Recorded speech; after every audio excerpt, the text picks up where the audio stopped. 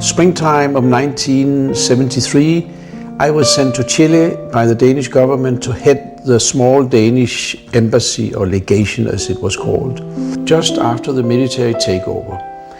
The price of life was cheap, and many murders were taking place, people were liquidated. This later on was more difficult because the world's attention had focused on Chile. But in the beginning, the danger for the Allende people was huge. They were really in danger of being killed.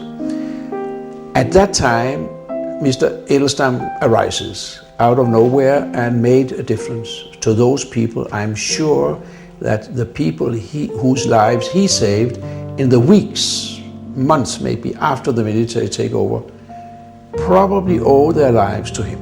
I admire him. I think he was very close to being a hero. A person that, felt that it was his responsibility to do a difference in a very difficult situation down here. We need examples like Harald Edelstam, the Swedish ambassador, who helped a lot of people to escape from Chile, from the torture, from being killed.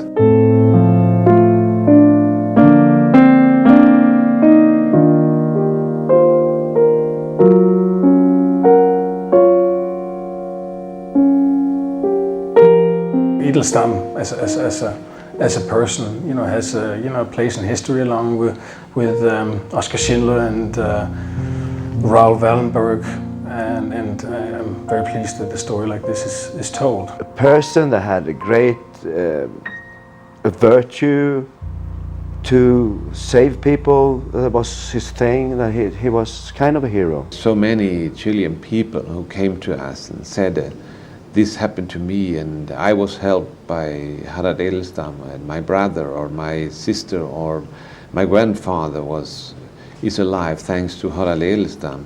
Is for many people a familiar word, a name that they will treasure in their hearts as a symbol of international solidarity, action in the name of the safety and security of plain people. It was so unconventional, and that created a window for Edelstam in the confusion just after the coup and in the months that followed, to help a lot of people get into safety in one way or the other. So there's a clear message to us today that we need strong whistleblowers where things go wrong.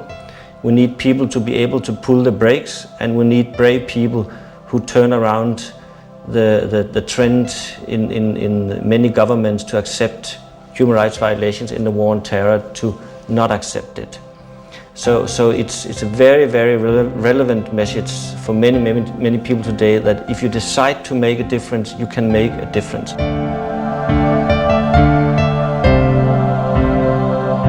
Because it's a drama about him. It's a drama about him under what he very, very into him, this character Edelstam, and around him this coup is taking place. I think it's a story that must be carried away, and shown and talked about, and for the whole world to know about him, because it's a really interesting life he had, and he was a really interesting man, a little crazy though, but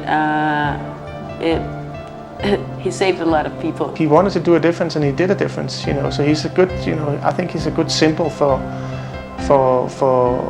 us human beings, that it actually is possible to make a difference even in tough times. I've had enough of you, Mr. Ambassador.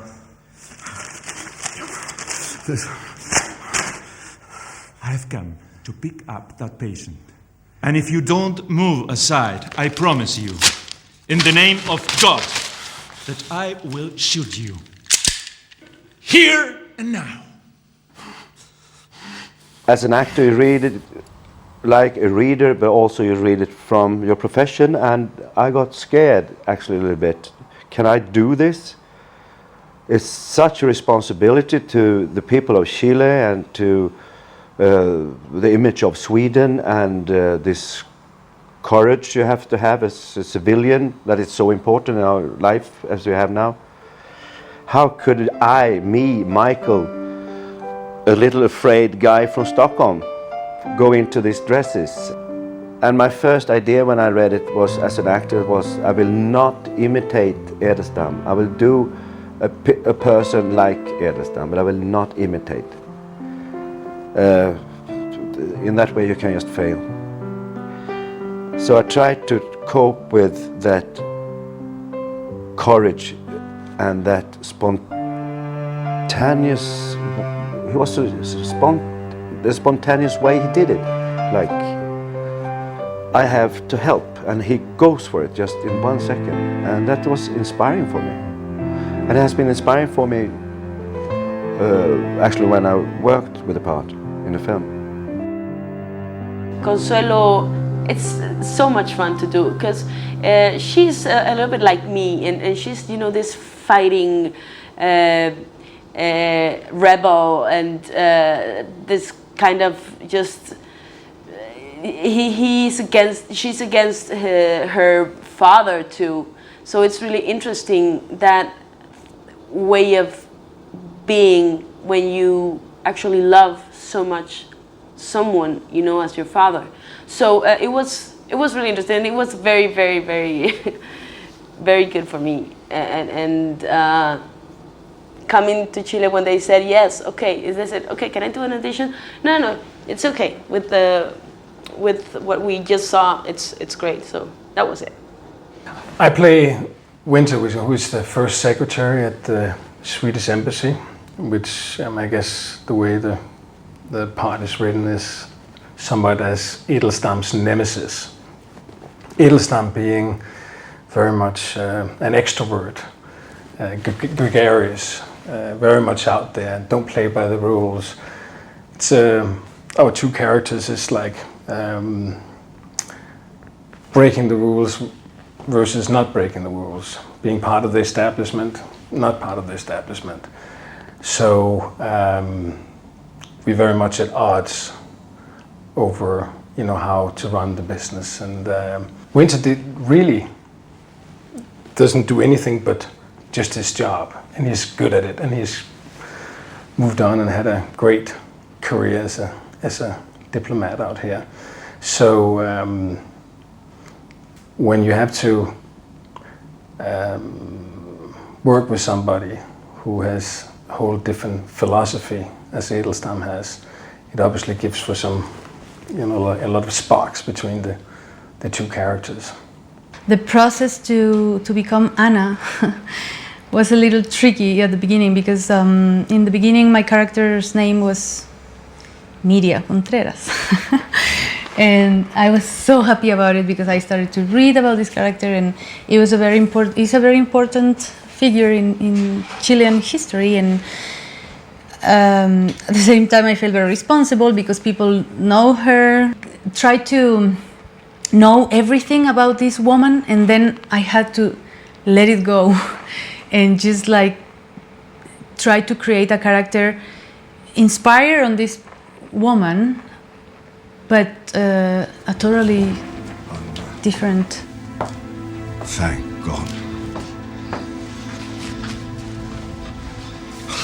We have to be quick. Someone may have seen you. You're in great danger, you know that. I know. Suzanne, my character, she's, I think she's representing in the script Scandinavia in the 70s. She's this young, really left-oriented person who goes out into the world and trying to make it better. She's a volunteer, she's coming here, she's helping out, trying to bring school materials to the shanty towns. She's working with propaganda for MIR together with Consuelo. But after the stadium, I think she gets another level to her personality. Maybe she grows up, I don't know. The real person, the real Suzanne, Sonia, she actually married one of the Allende's lifeguards and they moved to Cuba. I want you to know that you have my unreserved sympathy. One day a government supporter and the next day a revolutionary? Well, neither. I support people who do things, get results like you. Oui. I'm just one out of many. Quite irreplaceable, I've been told.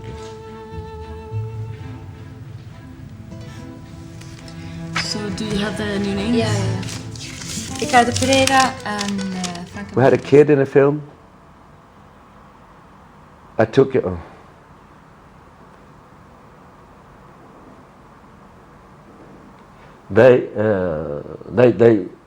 They gave her to me as Edelstam over the fence,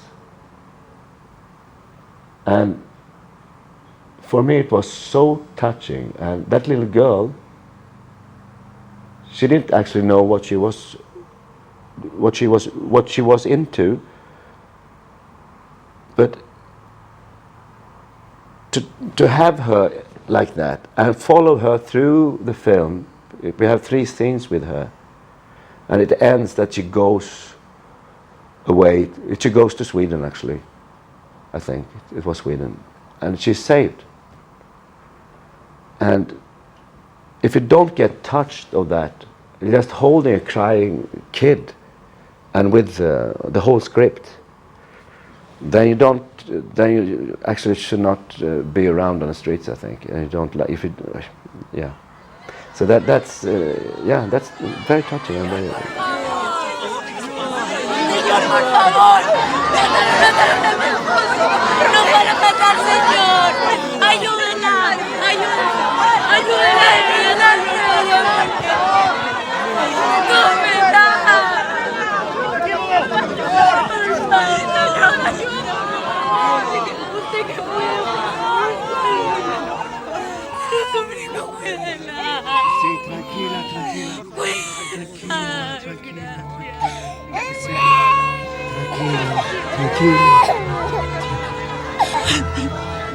The whole atmosphere and the whole situation with the extras, with the actor, with the small girl, she was great. Suddenly it was there, and we felt like, wow, this is 200% more than we never could imagine that we should have, really. It was like, wow.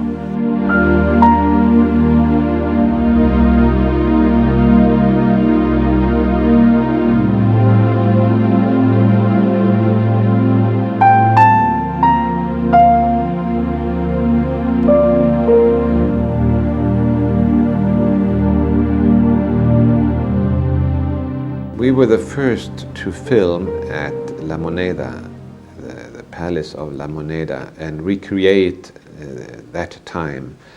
I mean, we recreated the bombing of the palace, and that was very special to take part of it. Also, to be at the National Stadium and recreate the time of '73 with the torture and with the killing.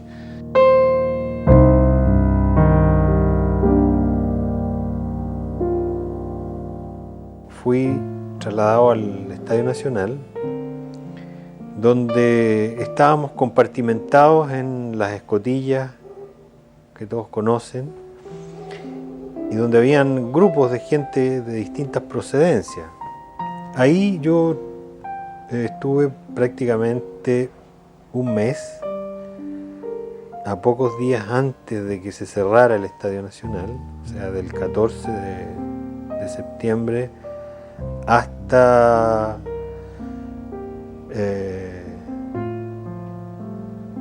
octubre, mi cumpleaños el 3 de octubre, pasé mi cumpleaños dentro del Estadio Nacional. Conocí en el estadio un poco del horror, quizás no es el horror más fuerte que he tenido ante la vista, pero la represión masiva, el trato me quedó especialmente la sensación de lo que era la represión, la tortura masiva contra el pueblo, porque allí donde obviamente hubo una cantidad, una masa de gente mayor detenida, el trato era indiscriminadamente brutal, había una mayoría de, yo diría, trabajadores, especialmente de fábricas, llegaban en grupo de la misma fábrica extraído, y había una cierta vendetta por el odio que se había acumulado en ese tiempo y que se expresaba en el trato brutal hacia los prisioneros.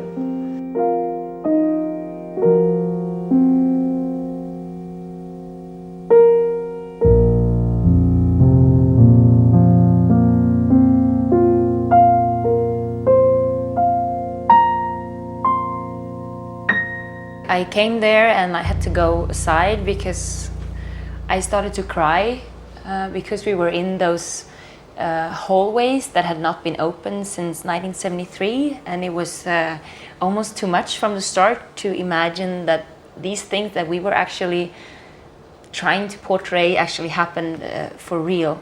I went out and I just had to go away for a little bit, and then we started working, and of course you get into the work as you would in somehow in any location, but the things we were doing there were so terrible, and it was no problem for me, Lisa, to cry or to feel the terror of death because it was in the air.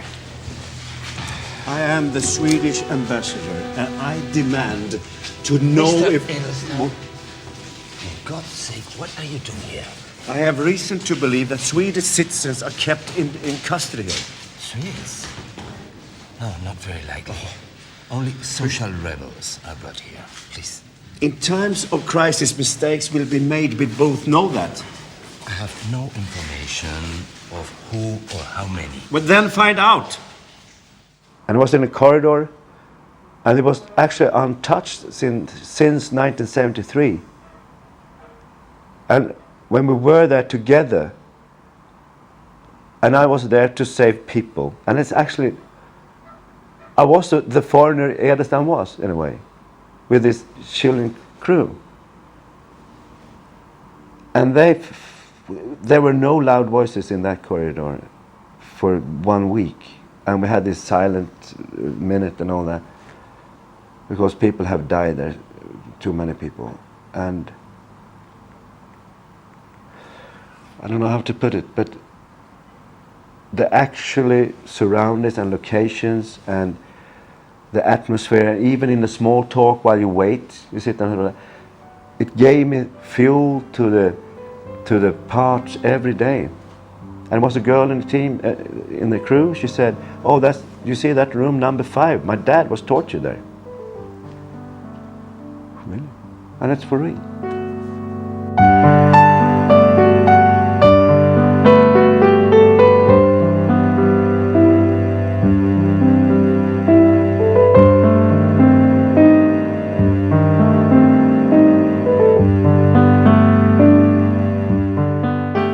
Forget about what is life about. I think life is very much about to understand other people, to care about our next. And this film, Black Pimpernel, is just about that. Somebody who cares about his next. The Swedish ambassador is an example. He is a hero. Harald Edelstein said, "I did only what other people should do." A seriously ill woman has been seized from our hands in total contradiction to all international laws. Her case is one among many. So it's our duty to show the real face of this venomous dictatorship. And thank you very much. Edelstein was a great man. He was a great man, and it's a big responsibility for us to create his story, a part of his story, a part of his life. And that's something I'm thinking about also now. What will the Chilean public say? We are coming from another planet to tell the story about Chile. And although it's through a Swedish man, and how will you react? How will them look at our way to create this story? The story is about a man that, was protecting human rights, was protecting people's life, and that in itself is is a big statement. And I am 100% sure that we have that in the film. And from judging from what I've seen that Digi has done as a photographer in this film, it's going to look amazing. And I'm sure that when we get the whole thing, processed and edited, we're going to have a very strong film with a nice message to people that making a difference is doable, and it's something that everybody should consider.